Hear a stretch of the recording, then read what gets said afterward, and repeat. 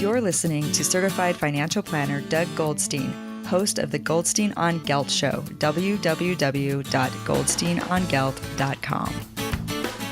I'm very excited to have on the Goldstein on Gelt Show Sarah Li-Cain, who is a financial storyteller over at highfivingdollars.com. Sarah, I know one of the things that you like to talk about is how people sometimes look at money, well, maybe the wrong way. And I find in my business as a financial advisor, I feel that sometimes people have their values a little bit messed up when it comes to money and spending and savings.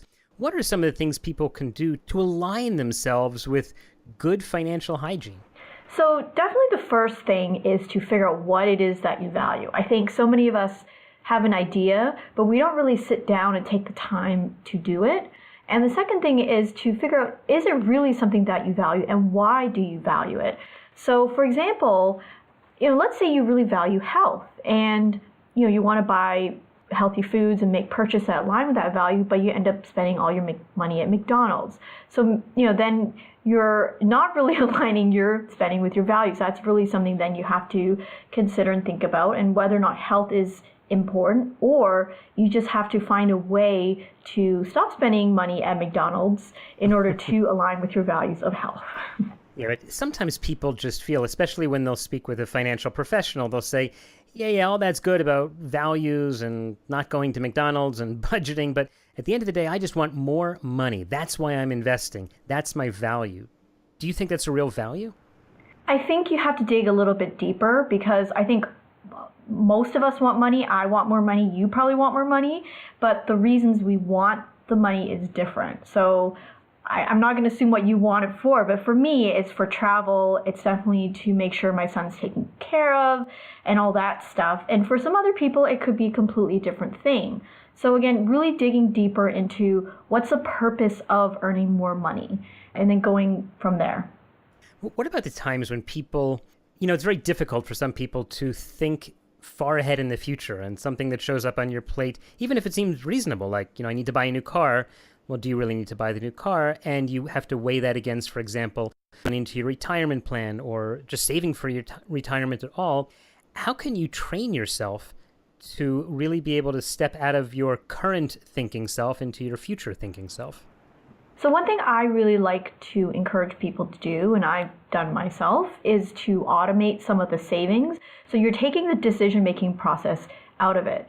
So, an analogy I like to make is if you're choosing between junk food and a really boring salad, you're probably going to want to choose a sugary donut over the salad, because maybe that's what you're really craving. So if you eliminate, let's say, the donut and you only eat the salad, then you're going to get on, really fast track to health. So same thing with investment is, can you take out, $50 a month or however much, automatically deposit it into an IRA or whatever retirement account, and so you're not thinking about it. You make the decision once and it's automatically done for you.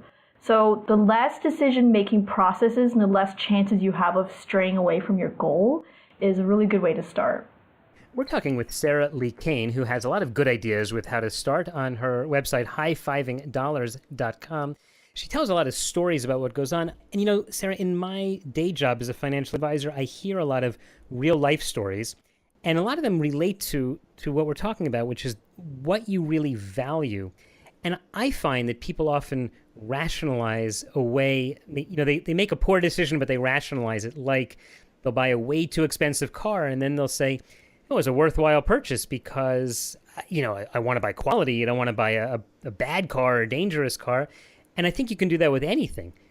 That's a really good point. I think, I'm going to talk about clothes for a second. So some people really splurge on clothes, thinking that'll help them land a job promotion or look better at work or whatever. So a lot of these are just really underlying emotional needs that you're trying to fill. So for some people, maybe they grew up really poor their entire lives and they want to buy a really fancy car to never feel like they're ever poor again. Or some people have really low self-esteem, and so they're really obsessed with getting their nails done as a way to make themselves feel worthy and attractive, something like that. So the way to really deal with it's not easy, but you just have to be really mindful about the times of the days you're purchasing, and really even thinking about the emotions behind your spending. So were you stressed and then you bought something? Were you really happy and talked about, I deserve this? What are some of the things that were going on as you're making the purchase or when you made the purchase, so that it really shines a light on the emotional side of the spending? Mm-hmm. You're talking about emotional side of spending. I see it, of course, with the emotional side of investing. A lot of times, in fact, just the other day I was speaking to a woman who said, I want to invest my portfolio more aggressively. And she's retired now, and so this is kind of all the money she's ever going to have. I said, well, tell me about your investing history, because I think that helps me to understand a client's situation. And she related right back to 2008 when the market crashed. And she said, I made a mistake then. I sold out. The market crashed and I sold. So my ears perked up when I heard her say this, because that's a real red flag. If someone is likely to sell as soon as the market crashes, then maybe the volatility of the market's not a good idea. So I asked her, well, what would you do if it crashes? I actually said, what would you do when it crashes again? And I think she was surprised that I said, when it crashes, because then she said, well, I would wait it out this time, which was, I think she knew what I wanted to hear. I said, and then what would you do? She said, well, if it crashed and my portfolio went down, I would wait till it recovered and then I would sell. And I thought that was such a funny response, because, all you're doing is you're suffering the bad side of the market instead of benefiting from the long term.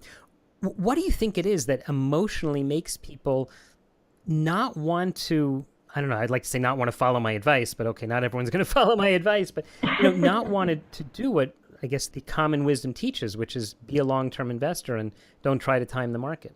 I wish I can quote the study that was done on this, but there was something about the idea of loss. So we are more adverse to loss than it is to gain. So when somebody talks about possibly losing something, our emotions are more heightened and we make decisions based on something we might lose versus something we might gain.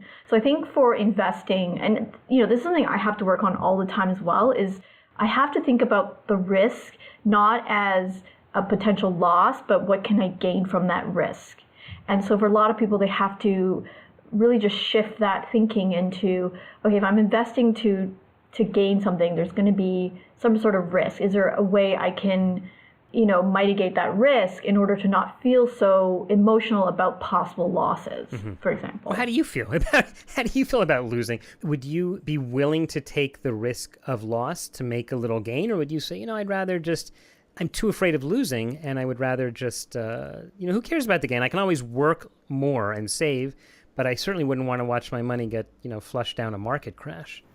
If you asked me this 3 years ago, I would be one of those people that would just stick their money in a CD account or a bond and call it good.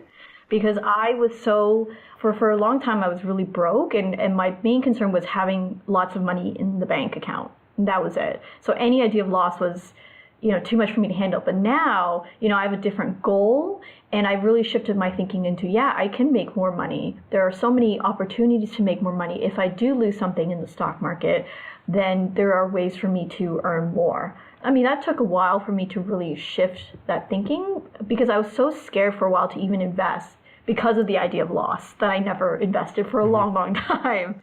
Yeah, it wasn't until I met my husband and, we talked a lot about our money philosophies that, I really shifted that thinking. Yeah, I think that's great. It's interesting you said that if you had a loss in the market, you would realize that you could earn more money. And I'm thinking, if you have a loss in the market, you have more time just to let it recover, and that hopefully it will. But obviously, past performance is no guarantee of future returns.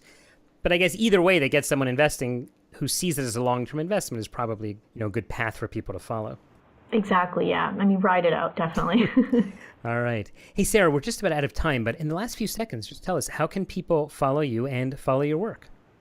Sure. So they can definitely check me out at my website at highfivingdollars.com, or you can always follow me on Twitter at Sarah Li-Cain. All right. We will put links to that at the show notes of today's show at goldsteinongelt.com. Sarah Li-Cain, thanks so much for your time. Thank you for having me. You've been listening to the Goldstein on Gelt Show with money maven Doug Goldstein. Check out all of Doug's money ideas at goldsteinongelt.com. Doug specializes in helping people who live outside the United States handle their U.S. investment accounts. If you have a question that you would like answered on the air or off, contact Doug at his website or send him an email to doug@profile-financial.com.